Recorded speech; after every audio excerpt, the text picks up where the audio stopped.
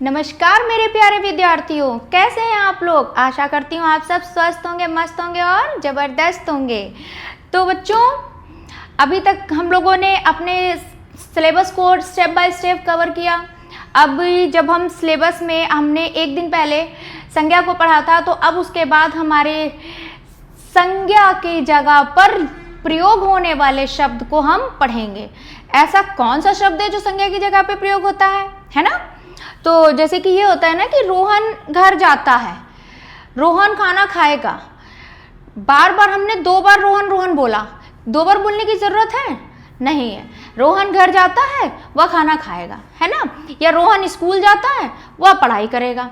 तो हम एक बार रोहन बोल करके दूसरी बार में जब हम रोहन की जगह पर जिन शब्दों का यूज कर रहे हैं, तो उसे ही हम क्या कहते हैं, सर्वनाम कहते हैं। तो बच्चों, हम आगे बढ़ते हैं, देखते हैं परिभाषा में, इसको परिभाषा में समझते हैं। बहुत ही सिंपल तरीके से समझाऊंगी, ध्यान से देखिएगा। वह शब्द जो संज्ञा के बदले में आए उसे सर्वनाम कहते हैं। जैसे मैं, तुम, हम, वह, आप, उसका, उसकी, वह आदि, है ना। अभी इस परिभाषा को दूसरी तरीके से भी देख लेते हैं। संज्ञा शब्दों के स्थान पर प्रयुक्त होने वाले शब्द सर्वनाम कहलाते हैं। जैसे कि मैं, हम, तू, आप, यह, वह, कुछ, कौन, कोई, ये जितने भी शब्द हैं ये सब क्या है, सर्वनाम है। अभी तक आप लोगों ने, जैसे कि हम किसी से कोई बात करते हैं तो एक नॉर्मल वे में कि आइए आप यहाँ बैठिए, है ना, आप मेरे घर आइएगा, तो हम पर्टिकुलर जब हम नाम नहीं लेते हैं, नाम ना लेकर के उस जगह पर हम जिस वर्ड का यूज करते हैं तो हम उसे सर्वनाम कहते हैं। जैसे कि हमने कहा रोहन कुर्सी पे बैठा है, रोहन कुर्सी पे बैठा है, रोहन शैतानी मत करो, है। अब ये हो रहा है रोहन अब पढ़ाई करेगा, क्यों बार बार हम ये क्यों कह रहे हैं।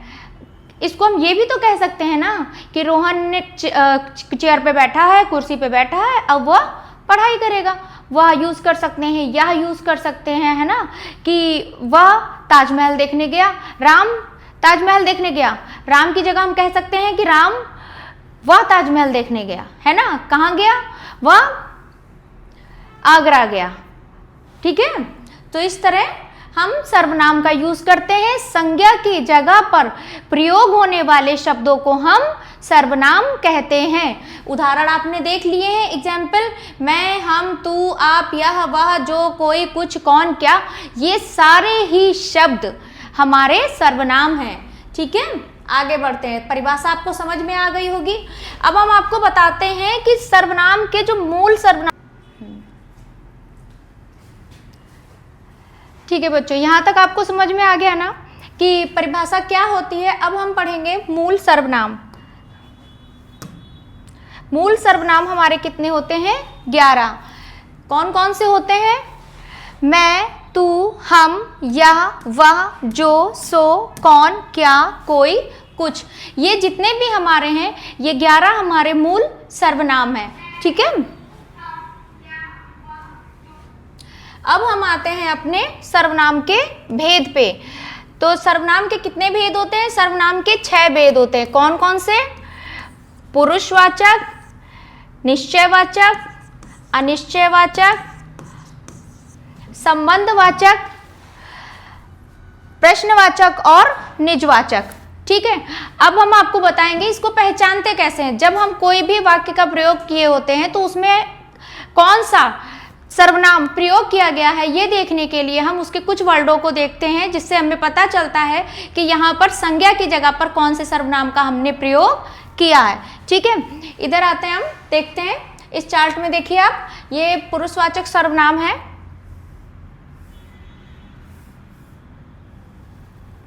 इसमें है मैं, तू, वह, मैंने। निजवाचक सर्वनाम है जिसको हम पहचानेंगे आपसे, कि पुरुषवाचक में जब हम कोई चीज कहते हैं कि मैं ये काम करने जा रहा हूं, है ना, कि मैं ये काम करने जा रहा हूं, तुम ये काम कर लो, ठीक है। निजवाचक में क्या है, आप सब लोग मार्केट जाएंगे, या आप सब लोग बाजार जाएंगे, या आप स्कूल जाएंगे, है ना। निश्चयवाचक में क्या कहता है कि जैसे कि ये पेन है, ये पेन है, ये निश्चय है कि ये पेन है ना। अनिश्चय में क्या होता है, कोई या कुछ, मुझे कुछ पानी दे दो, है ना, कोई घर आया, ठीक है। तो इस तरह जो भी सर्वनाम, जो वो 11 मूल स्वर हैं हमारे जहाँ प्रयोग हो रहे हैं, उनको हम ऐसे पहचानेंगे। संबंधवाचक में जो और सो, जैसे कि आप लोगों ने देखा होगा, कहते हैं कि जो सोएगा वो खोएगा, कहते हैं ना कि जो सोएगा वो खोएगा। जब हम सोएंगे तो खोएंगे, तो इन दोनों में इन्होंने संबंध बता दिया है कि जो सोएगा वो खोएगा। तो हम आगे बढ़ते हैं प्रश्नवाचक पे। प्रश्नवाचक को कैसे पहचानते हैं, जैसे उसमें आएगा कौन, क्या। जब हम कोई प्रश्न पूछते हैं कि कौन आया है, क्या काम है ना, तो ये सब हमारे प्रश्नवाचक सर्वनाम में आते हैं। आगे बढ़ते हैं हम। सर्वनाम का प्रयोग, जैसे अब आप देखिए, मैंने आपके लिए एक एग्जांपल, एक छोटी सी स्टोरी टाइप में इसमें लिख के रखी है कि मोहन 11वीं कक्षा में पढ़ता है, मोहन स्कूल जा रहा है, ठीक है। मोहन के पिताजी पुलिस हैं, मोहन की माताजी डॉक्टर हैं, मोहन की बहन खाना बना रही है। उपयुक्त वाक्यों में मोहन आपने देखा कितनी बार मोहन यूज हुआ है, 1 मोहन, 2 मोहन, 3 मोहन, 4 मोहन, 5 मोहन। कितनी बार मोहन यूज हुआ, 5 बार मोहन यूज हुआ। अब आप बताओ, ये जो 5 बार मोहन यूज हुआ, क्या ये सही था ऐसे बोलना? इसको और भी दूसरे तरीके से भी तो बोल सकते थे हम, जैसे कि मोहन 11वीं कक्षा में पढ़ता है ना, मोहन 11वीं कक्षा में पढ़ता है, वह स्कूल जा रहा है, उसके पिताजी पुलिस में हैं, उसकी माताजी डॉक्टर हैं और उसकी बहन खाना बना रही है।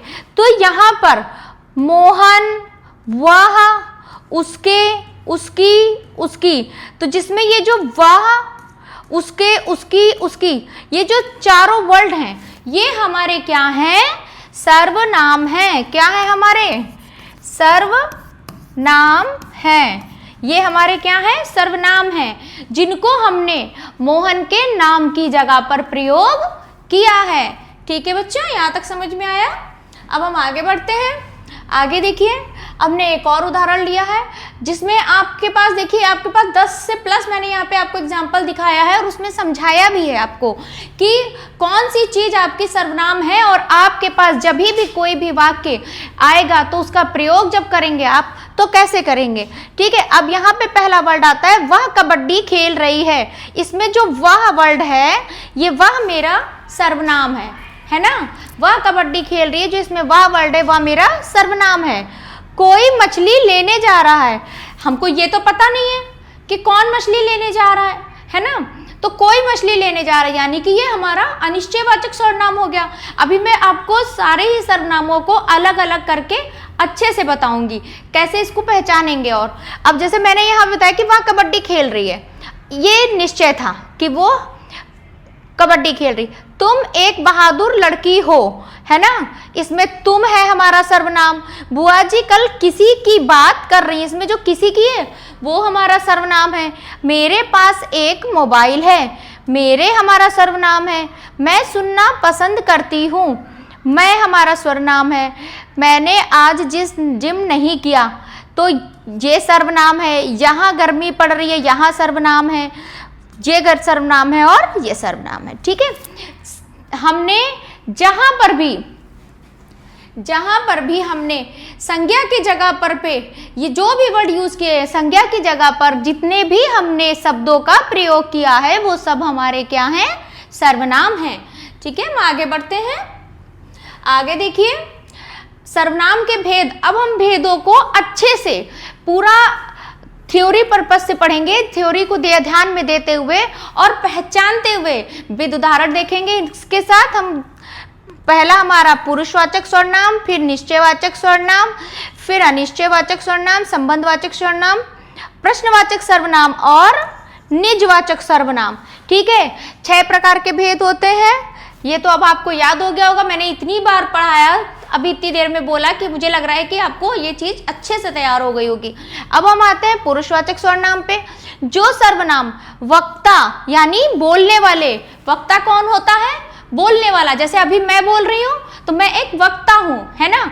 आप सुनोगे तो आप हो जाओगे श्रोता, ठीक है ना। सुनने वाले को क्या कहते हैं? श्रोता, क्योंकि सुनना मतलब श्रवण, श्रवण मतलब कि सुनाई देने वाला, सुनाई देना, ठीक है। तो इसमें आते हैं सर्वनाम वक्ता जो कि बोलने वाला, श्रोता जो कि सुनने वाला, तथा जिसके बारे में हम बात कर रहे हैं उसको मिला करके पुरुषवाचक सर्वनाम बनता है। अब इसमें जो वक्ता होता है, बोलने वाला, वो हमारा उत्तम पुरुष होता है। आपको बता दें जो ये पुरुषवाचक सर्वनाम होता है ये 3 भागों में डिवाइड होता है। उत्तम पुरुष, उत्तम पुरुष, ठीक है, मध्यम पुरुष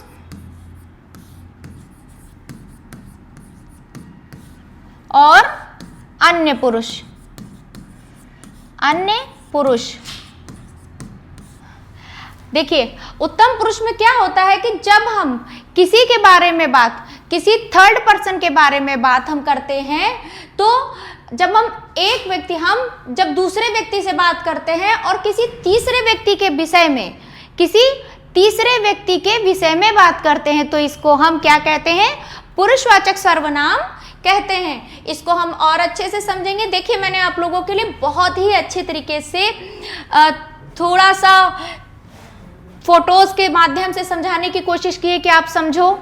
अब जैसे आता है जिन सर्वनाम शब्दों का प्रयोग बोलने वाले, वक्ता, सुनने वाले, श्रोता या किसी अन्य व्यक्ति के लिए किया जाता है, पुरुषवाचक कहलाता है।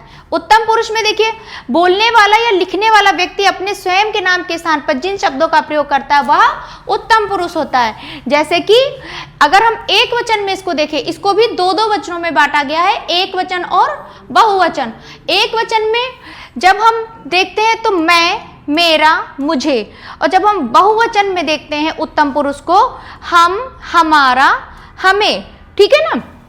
जैसे कि हम 2 लोग हो गए साथ में, तो 2 लोग हैं तो हम कह रहे हैं कि मैंने, जैसे मैं अभी सिंगल हूं तो मैं आपको पढ़ा रही हूं, अभी अगर मेरे साथ एक टीचर और खड़ा होता तो क्या कहते हैं? हम दोनों ही आपको पढ़ाएंगे, तो वो बहुवचन में बदल जाता है फिर भी, लेकिन ये उत्तम पुरुष ही रहेगा। इसी तरह अब हम आगे बढ़ते हैं मध्यम पुरुष में। मध्यम पुरुष में हमने देखा बोलने वाला व्यक्ति जिससे बात करता है, यानी सुनने वाले के स्थान पर जिन शब्दों का प्रयोग करा जाता है। जैसे कि मैं बोल रही हूं कि तुम ये ले आओ, तुम ये बुक पढ़ो, तुम ये काम करो, है ना। तो जब हम इसको डायरेक्ट हम तुमसे बोल रहे हैं, मतलब सामने वाले, सुनने वाले व्यक्ति से कह रहे हैं कि तुमको ये काम करना है ना। तो क्या होता है कि जो हमने सामने वाले व्यक्ति से कहा, तू, तेरा, तुझे, इन शब्दों का हमने प्रयोग किया उसके नाम के जगह पर। हमने ये नहीं कहा कि सीता तुम ये काम कर लाओ, रश्मि तुम ये काम कर लो। हमने क्या कहा? तुम ये काम कर लो, तुम ये काम कर लो। हमने संज्ञा का प्रयोग नहीं किया, संज्ञा की जगह पर हमने किसका प्रयोग किया? सर्वनाम का प्रयोग किया है, ठीक है। बट अभी देखिए जब हम बहुवचन में आते हैं, इसी मध्यम पुरुष में जब हम बहुवचन में आते हैं तो कुछ आदर सूचक वर्ड भी कहे जाते हैं। जैसे कि पहले होता है तुम, तुम्हारा, तुम्हें, जब बहुवचन में आते हैं। पर आप, आपका, है ना। तो क्या होता है, जैसे कि हम अपने माता पिता से जब भी बात करते हैं तो हम ऐसे बोलते हैं ना कि पापा आप खा लीजिए, है ना। ये तो नहीं कहते कि पापा तुम खाना खा लो, है ना। तो क्या होता है कि अब यहाँ पर आपके आदर सूचक वर्डों को भी प्रयोग किया जाता है। ये हमारा मध्यम पुरुष हो गया। अब अन्य पुरुष क्या आता है कि जब वक्ता और श्रोता के अलावा किसी तीसरे व्यक्ति के बारे में बात की जा रही हो। जैसे अब हम 2 व्यक्ति हो, यहाँ पर 2 व्यक्ति किसी थर्ड पर्सन के बारे में बात कर रहे होते हैं तो वो अन्य व्यक्ति पुरुष कहलाता है। जैसे अब एक वचन में देखा जाए तो कहेंगे, जब हम दोनों लोग जैसे खड़े हैं, जैसे मैं हूँ, मेरे साथ एक और टीचर हो, तो हम दोनों कहेंगे अरे वो टीचर हिंदी वाले नहीं आए, वो हिंदी वाले टीचर नहीं आए, या वो इंग्लिश वाले टीचर नहीं आए। तो क्या होता है कि हम 2 लोग आपस में बात कर रहे हैं किसी तीसरे पर्सन के बारे में, है ना, किसी तीसरे पर्सन के बारे में। तो यहाँ हमारा अन्य पुरुष आ रहा है। वही जब हम इसे बहुवचन में कहते हैं तो अब जैसे हम लोग खड़े हैं, या फिर जैसे हम लोग क्रिकेट देखने गए थे, अभी IPL चल रहा था, सब लोग देखने गए थे ना, तो हम लोग क्या कह रहे थे? वे सब खेल रहे हैं, है ना। क्या कहते हैं? वे खेल रहे हैं। कौन खेल रहा है? खिलाड़ी खेल रहे हैं। तो हमने खिलाड़ी ना बोल करके उन्हें कहा वे खेल रहे हैं।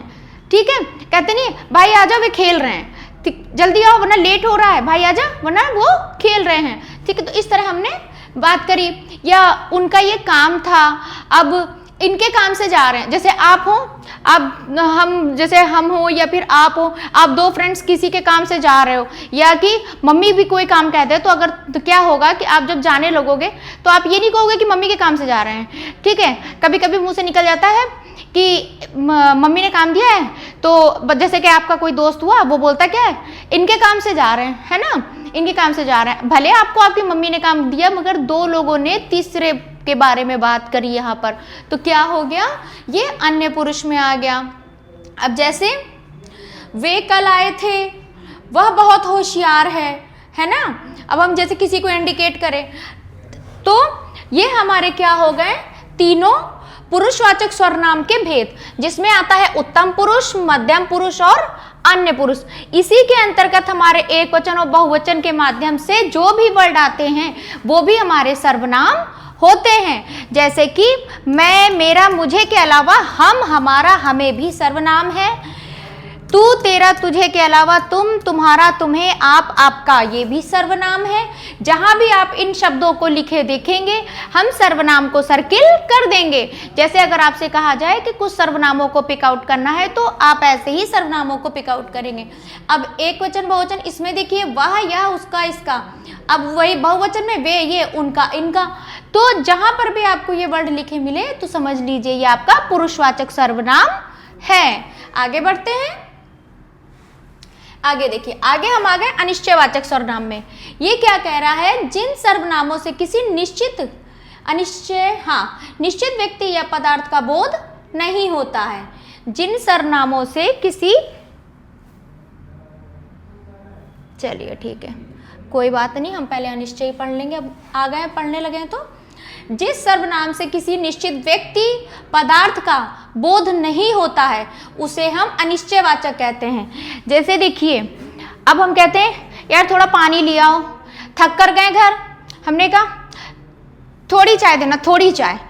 कोई लिमिट नहीं है, हमने कोई नाप के तौल के नहीं रख रखा है कि नहीं हमें 5 ml दो या 10 ml दो या फिर 15 ml दो, ऐसा तो कुछ नहीं है ना। हमने कहा थोड़ी चाय दीजिएगा, है ना। या फिर कुछ खाने को ले आओ, ये तो नहीं कहा हमने कि खाने में हमें बर्गर ला दो या रोटी ला दो, कुछ भी ला दो। तो हमने क्या कहा, कुछ खाने को ले आओ, थोड़ा खाने का मन कर रहा है, कुछ हल्का फुल्का खाने का मन है।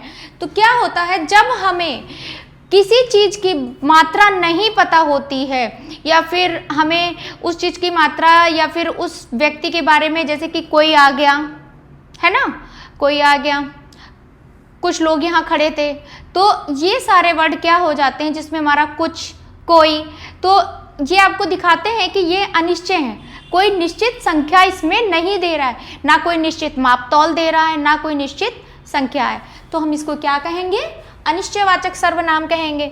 जैसे अब हम आपको बताएं, अनिश्चयवाचक सर्वनाम को आप ऐसे भी पहचान सकते हो, जिसमें अगर हम किसी व्यक्ति के विषय में बात करते हैं तो वो प्राणीवाचक हो जाता है, और जब हम व्यक्ति के विषय में बात नहीं करते हैं तो वो अप्राणीवाचक हो जाता है। इसको एग्जाम्पल से समझेंगे। ये रहा एग्जाम्पल, ये आपका एग्जाम्पल है। जैसे कि कोई आ रहा है, तो हमको ये पता है कि कोई आ रहा है तो आने वाला व्यक्ति हो सकता है ना, तो हमने उसको प्राणीवाचक बोल दिया। कोई आ रहा है, दरवाजे पर कोई खड़ा है, तो ये भी हमारा प्राणीवाचक हो गया। ठीक है, फिर बोलते हैं स्वाद में कुछ कमी है, स्वाद में कुछ कमी है। हमने ये तो नहीं कहा कि स्वाद में नमक कम है, चीनी कम है, नहीं, हमने कहा स्वाद में कुछ कमी है, तो ये हमारा अप्राणी हो गया। क्यों? क्योंकि यहाँ पे किसी व्यक्ति की बात नहीं की जा रही है। फिर आता है कोई तुम्हें बुला रहा है। अब घर पे होते हैं, मुझे नहीं पता कौन कौन बुला रहा है, नीचे जाओ देखो कोई तुम्हें बुला रहा है ना, कोई आया है। जैसे गेट पे कोई आ जाए, मम्मी बोले जाओ कोई तुम्हें बुला रहा है, देख के आओ। तो क्या होता है, जब हमें उसकी निश्चितता के बारे में नहीं पता होता है कि सामने कौन है, कोई व्यक्ति है या कोई बात है, कोई समस्या है, तो उसको हम जब अनिश्चित होते हैं जिस चीज़ को लेकर हमें क्लियर नहीं होता है, तो वहाँ पे हमारा अनिश्चयवाचक सर्वनाम प्रयोग करते हैं हम। ठीक है, फिर आते हैं हम निश्चयवाचक सर्वनाम पे। निश्चयवाचक सर्वनाम हमारा क्या कहता है? जो सर्वनाम किसी व्यक्ति, वस्तु या स्थान की ओर संकेत करे और उन्हें निश्चयवाचक यानी संकेत करता हुआ बताए, तो वो निश्चयवाचक सर्वनाम कहलाता है। जैसे कि यह मेरा पेन है, वह मेरी पुस्तक है, वो मेरा बैग है। तो हमें पता है कि वो मेरा बैग है, तो वो मेरा बैग है, मैं पहचानती हूँ मेरा बैग है, तो वो निश्चित है कि हाँ ये मेरा बैग है, तो हमने उसको इंडिकेट किया। वहाँ पर नाम की जगह कि ये रजनी का बैग है, तो रजनी का बैग नहीं किसी ने कहा, मैं कह रही हूँ कि वह मेरा बैग है, तो मैंने खुद के ऊपर जब बोला तो मैंने क्या किया, वह का यूज़ किया कि वह मेरा बैग है। ठीक है, तो इस तरह जो भी सर्वनाम होते हैं वो निश्चयवाचक सर्वनाम कहलाते हैं। जैसे कि वह मेरा मित्र है, अब हमारा कोई दोस्त हो, कोई फ्रेंड हो, तो सहेली वहेली हो, तो क्या होता है, हम कहते क्या, ये मेरी मित्र है ना, ये मेरी मित्र है। या फिर अभी अगर हम इसी जगह नाम लेके कहते, जैसे मेरी फ्रेंड है, बहुत सारी फ्रेंड्स हैं, वंदना है, सुनीता है, प्रियंका, ये सब फ्रेंड्स हैं, तो हम क्या कहते हैं कि वंदना मेरी फ्रेंड है ना। जब हम वंदना का नाम ले लेंगे तो क्या हो जाएगा, तो वो संज्ञा होगा। पर जब हम वंदना की जगह पर हम कह दे कि यह मेरी फ्रेंड है, तो क्या हो जाएगा, यहाँ पर हम सर्वनाम का प्रयोग कर लेंगे। ठीक है, तो आगे बढ़ते हैं। ये मेरे विद्यार्थी हैं, वे मैदान में खेल रहे हैं, तो यह, वह, ये, वे, इसी, उसी आदि ये वर्ड आपको जहाँ भी लिखे दिख जाएं तो समझ लीजिएगा यहाँ पर आपका निश्चयवाचक सर्वनाम है। ठीक है, जहाँ खाली सर्वनाम खोजना हो वहाँ पर भी आप इसे सर्वनाम ही बोलेंगे, पर जहाँ पर आपसे निश्चय, अनिश्चय या संबंध के बीच का डिफरेंस पूछ रहे हो कि इन एग्जाम्पल में आप बताइए कि प्रयोग करके आपसे पूछा जा रहा हो कि ये मेरे विद्यार्थी हैं, इस लाइन में आपका निश्चयवाचक है कि अनिश्चयवाचक है कि संबंध है, तो तुमको क्या बोलना है, हमारा निश्चयवाचक सर्वनाम है। समझ में आया? इसके आगे बढ़ते हैं, हम देखते हैं संबंधवाचक सर्वनाम में आते हैं। जो सर्वनाम किसी दूसरी संज्ञा या सर्वनाम से संबंध दिखाने के लिए प्रयोग हो। ठीक है, अभी मैंने आपको एक एग्जाम्पल दिया था कि जो सोएगा वो खोएगा। पहला लाइन, पहला शब्द जो भी कंप्लीट हुआ, ये तो नहीं कहा जा रहा है कि राम सोएगा तो राम खोएगा, ये तो कोई नहीं कह रहा है। कहा जा रहा है कि जो सोएगा वो खोएगा। अगर तुम सो गए आज की डेट में, क्योंकि तुम एक विद्यार्थी हो, विद्यार्थी जीवन में कहते नहीं है कि एक स्वान निद्रा होनी चाहिए। कौन सी निद्रा होनी चाहिए? स्वान निद्रा। तो स्वान निद्रा वको ध्यानम, मतलब कि कुत्ते जैसी नींद और एकदम बात जैसे निगाहें, ध्यान होनी चाहिए आपकी। तो आप ये समझ लीजिए कि जब हम किसी वर्ड का, किसी संज्ञा या सर्वनाम का संबंध दूसरे संज्ञा सर्वनाम से दिखाते हैं तो वहाँ पर हमारा संबंधवाचक सर्वनाम हो जाता है। इसको एग्जाम्पल से समझते हैं हम। ये रहा आपका एग्जाम्पल, जो कर्म करेगा फल उसको मिलेगा। क्या बोला इन्होंने? जो कर्म करेगा, जो कर्म करेगा फल उसको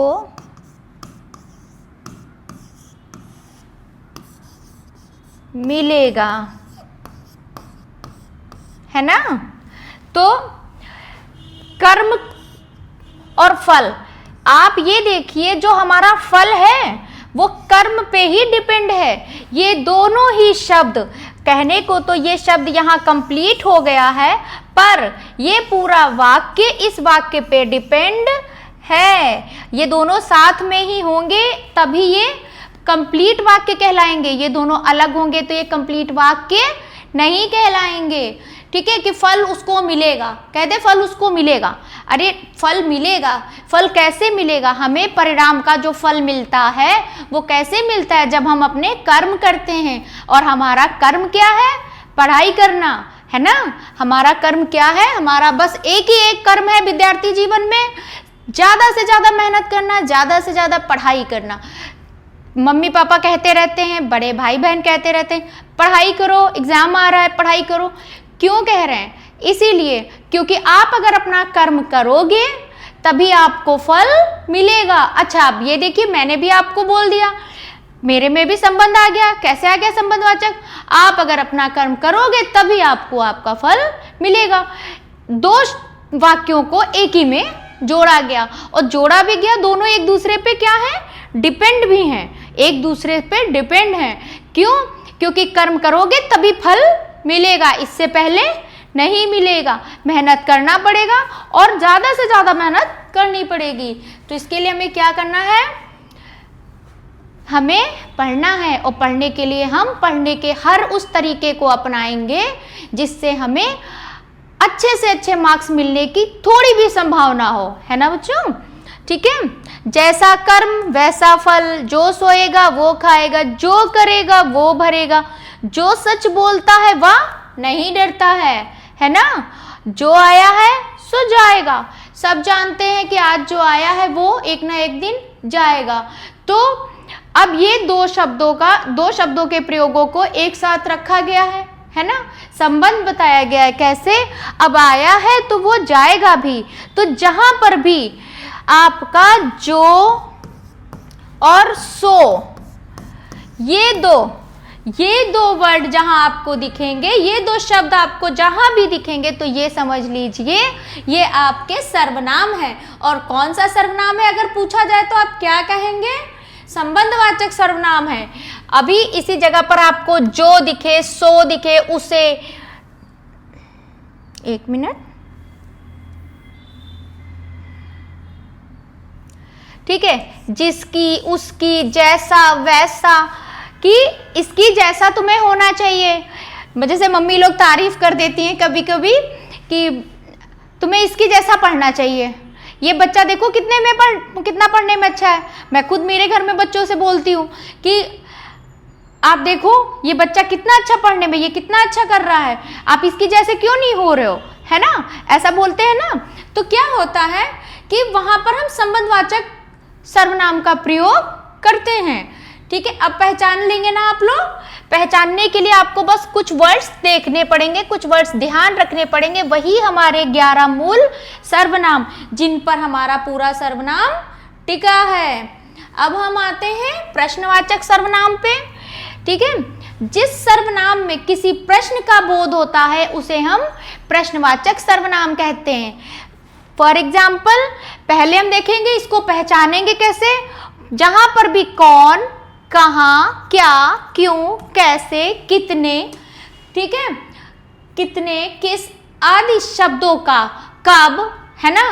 तो ऐसे शब्दों का जहां पर भी प्रयोग किया गया होगा वहां पर हमारा प्रश्नवाचक सर्वनाम होगा। इसको हम और अच्छे से देखेंगे। जैसे एग्जाम्पल से समझते हैं। तुम क्या कर रहे हो? देखिए इधर से दिख रहा है, तुम क्या कर रहे हो? क्या राम पास हो गया? मास्टर जी का क्या नाम है? वहां कौन खड़ा है?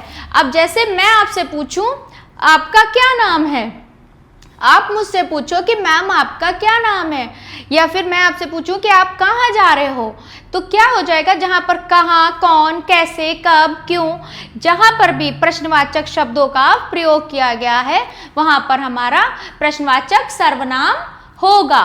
ठीक है, बस ये ध्यान रखना है हमें कि सर्वनाम तभी आएगा जब हम संज्ञा की जगह पर जिन शब्दों का प्रयोग करेंगे वही हमारे सर्वनाम है, ये नहीं भूलना है। ठीक है, आगे बढ़ते हैं हम। अब हम आते हैं अपने निजवाचक सर्वनाम पे। निजवाचक सर्वनाम हमारा क्या कहता है? जो सर्वनाम तीनों पुरुषों उत्तम, मध्यम और अन्य में निजत्व का बोध कराता है, मतलब अपने का, अपनत्व का बोध कराता है, तो उसे हम निजवाचक सर्वनाम कहते हैं। जैसे आप, अपने, आप, खुद, निज, स्वतः, स्वयं। ठीक है, इन वाक्यों को देखिए, इन शब्दों को देखिए, इन्हीं से बने हुए वाक्यों से ही हम सर्वनाम पहचानेंगे। अब देखते हैं, तुम अपने आप चले जाना। अगर जैसे किसी से आप अपने सारे दोस्त साथ में हो, अब किसी एक से कह दो कि चलो ठीक है हम लोग साथ में चलते हैं, एक से कह दो कि नहीं यार तुम अपने आप चले जाना, है ना। तो क्या होता है वहां पे जब आप आता है तो ये हमारा आप निजवाचक सर्वनाम कहलाता है। वह स्वयं गाड़ी चला सकती है, तो स्वयं हमारा क्या है, निजवाचक सर्वनाम। पहचानना सीखें आप। पहचानना आप तभी सीखेंगे जब आप एग्जाम्पल देखेंगे, और एग्जाम्पल से पहले आप पहचानने के लिए आपको वो 11 मूल सर्वनामों को अच्छे से अच्छी तरीके से रटना पड़ेगा, या देखना पड़ेगा, समझना पड़ेगा, है ना। मेरी माता भोजन अपने आप बनाती हैं, मैं अपनी गाड़ी से जाऊंगा, मैं अपने पिताजी के साथ जाऊंगा। तो जहां पर भी अपना, अपनी, आप सर्वनामिक शब्दों का प्रयोग हो रहा है, जहां हमें अपनत्व की भावना लग रही है, तो वहां पर हमारा क्या होता है, निजवाचक सर्वनाम होता है। ठीक है, आगे बढ़ते हैं। देखिए सर्वनाम का प्रयोग मैंने एक ये चार्ट आप लोग के लिए मेक किया है, चाहे तो आप इसका स्क्रीनशॉट ले लीजिएगा और देखिएगा। बहुत ही सिंपल तरीके से एक ओवरव्यू में ही आप सारा का सारा सर्वनाम चुटकियों में समझ जाएंगे, है ना। फिर से रिकॉल करते हैं अपने इस चार्ट के माध्यम से। देखिए सर्वनाम का पहले परिभाषा देख लेते हैं हम। सर्वनाम का प्रयोग संज्ञा के स्थान पर किया जाता है ताकि वाक्य बार बार संज्ञा दोहराने से बच जाएं और वहां पर सरल, सुगम और प्रभावशाली वाक्य का प्रयोग कर सके हम। ठीक है, इसको कितने भागों में बांटा गया, पुरुषवाचक, निश्चयवाचक, अनिश्चयवाचक, संबंधवाचक, प्रश्नवाचक और निजवाचक। पुरुषवाचक में क्या था, इधर से देखिए आप, जिन सर्वनाम शब्दों का प्रयोग बोलने वाले वक्ता, सुनने वाले श्रोता और अन्य व्यक्ति के लिए किया जाता है, तो वहां पुरुषवाचक सर्वनाम होता है। देखिए मैं आपको दोबारा फिर इसको एक बार ओवरव्यू दिए दे रही हूं, इससे आपको क्लियर हो जाएगा कि सारी चीजें हमारी बस एक ही चीज पर डिपेंड करती है, वो है हमारे 11 मूल स्वर। बस उन शब्दों का आपको प्रयोग कैसे करना है, कहां पर करना है, ये आपको बस ध्यान रखना है थोड़ा सा। ठीक है, अब मैं खाना खा रहा हूं, मैं यानी वक्ता, तुम खाना खा रहे हो, तुम यानी कि श्रोता। ठीक है, वे सब खाना खा रहे हैं, तो इसका मतलब अन्य पुरुष। कंप्लीट हो गया हमारा पुरुषवाचक सर्वनाम, है ना। कितना सिंपल है। निश्चयवाचक में आते हैं हम। देखिए क्या होता है, हम लोग जिस चीज को बहुत हैवी बना लेते हैं कि बहुत हेक्टिक है, बहुत हवा बना लेते हैं, बट हवा नहीं होता है। क्या होता है, उसको बस थोड़ा सा समझने का वो होता है। आप जिस दिन थोड़ा भी समझ जाओगे और वो चीजें आपके लिए एकदम सरल हो जाएंगी, चाहे वो मैथ्स के लिए हो, चाहे वो इंग्लिश के लिए हो, चाहे वो फिजिक्स, केमिस्ट्री, बायो या हिंदी, किसी भी सब्जेक्ट के लिए हो। ठीक है, आगे बढ़ते हैं हम। निश्चयवाचक, आपको अभी मैंने बताया जहां पे निश्चित व्यक्ति, वस्तु, स्थान की बात की जाती है, वहां निश्चयवाचक सर्वनाम होता है। कैसे, अब हमने ये तो नहीं कहा कि ये रोहन की पुस्तक है, हमने कहा यह मेरी पुस्तक है, वह मेरा मित्र है। तो आप देखिए, ये मेरे विद्यार्थी हैं, यह मेरा घर है, ये पेड़ आम का है। जहां पे निश्चितता होती है वहां पर निश्चयवाचक सर्वनाम होता है। और जो पता कैसे चलता है, ऐसे लगता है जैसे कि हम संकेत कर रहे हैं उंगलियों से कि ये मेरी साइकिल है ना, ये मेरी गाड़ी है। तो क्या होता है, हमें पता है कि ये चीज है ना, तो हम उसको निश्चयवाचक सर्वनाम कहेंगे। अनिश्चयवाचक, जब हमें किसी भी पदार्थ, किसी भी वस्तु, किसी भी व्यक्ति के होने का बोध नहीं होता है, वहां पर अनिश्चयवाचक सर्वनाम होता है। जैसे कोई आ रहा है, किसी ने दरवाजा खटखटाया, कुछ लोग बैठे हैं, किसी ने मेरा पेन लिया, कुछ खाना बाकी है या थोड़ा खाना बना लो। तो ये सारी चीजें क्या हो गई, सर्वनाम हो गई। कौन सा, अनिश्चयवाचक हो गया। फिर आते हैं संबंधवाचक में। आप ये देखिए,